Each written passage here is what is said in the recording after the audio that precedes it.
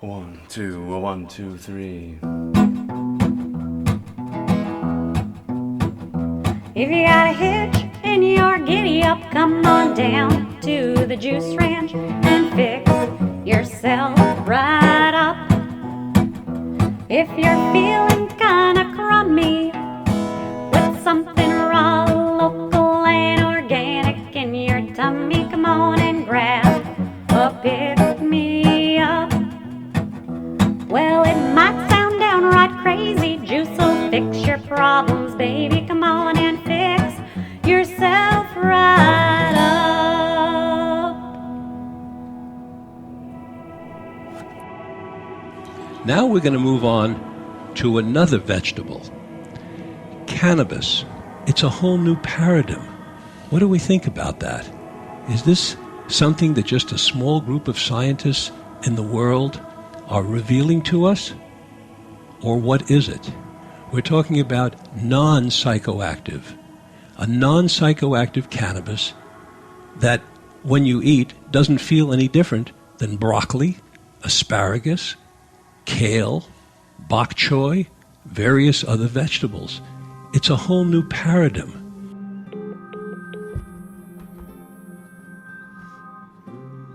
I'm involved in the raw use of cannabis as a dietary essential, very potent anti-inflammatory that will find a very broad population of interest in this country.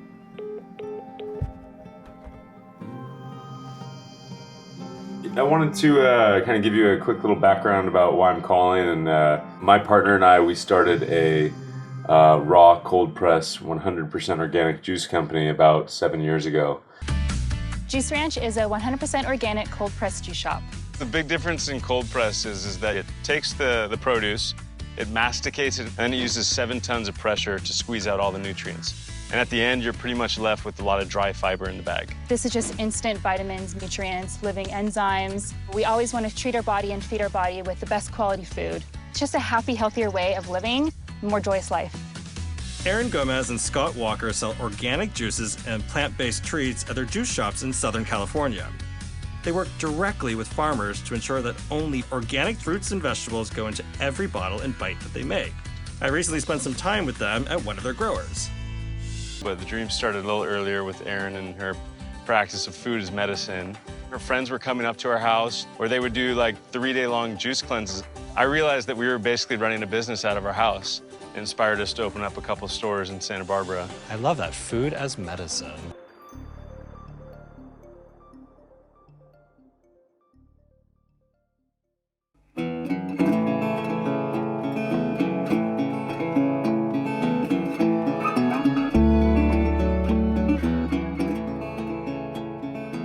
I am very fascinated by the healing power of raw, cold-pressed, juiced, full-spectrum cannabis.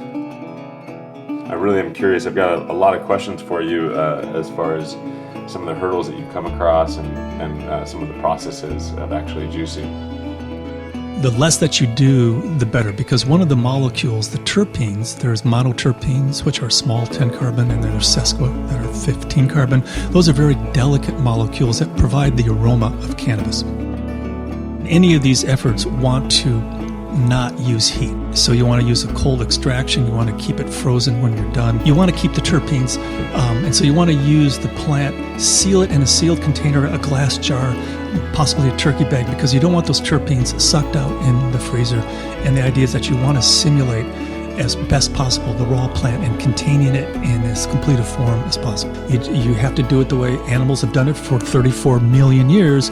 It has to be raw. Essentially, you want to be doing a couple ounces of juice every 3 to 4 hours all day long. It's called browsing, and every other animal on the planet is comfortable with it. But small amounts are often are necessary, and the nice part is that it allows you to change the ratios. A deer can eat 5 different plants a day, and we do know that these different ratios have an impact on particular physiologic systems. How do humans learn to browse? And that really becomes a bit of a lifestyle shift. For 30 years, we've studied CBD, which is the heated form. Just recently, we've begun to look at CBD acid. We know that CBD acid produces twice the bioavailability. We know that it's 300 to 400% more effective at GPR55, which is an anti-inflammatory site. So we're recently switching over to the raw plant.